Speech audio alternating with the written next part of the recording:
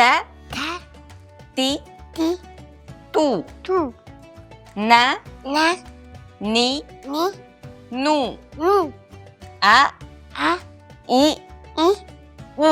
u, ta, ti, tu, na, ni, nu, a, i, u.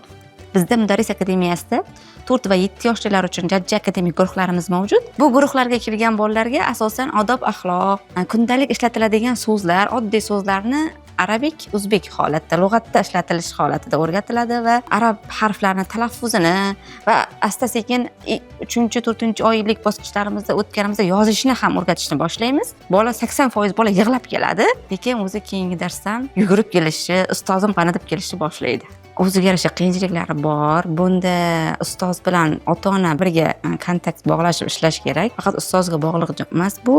Ustoz faqat yo'nalish beradi, tekshirib beradi va bolani qiziqtira olishi kerak bo'ladi. O'sha 1,5 oygacha bolaga og'ir gapirilmaydi. Bolaga xuddi shohdek muomala qilinadi. 4 yoshli farzandingiz bormi? Sho'xmi? Odob axloq bilan birga arab tilini o'rgatmoqchimisiz? Unda mudarris olib keling.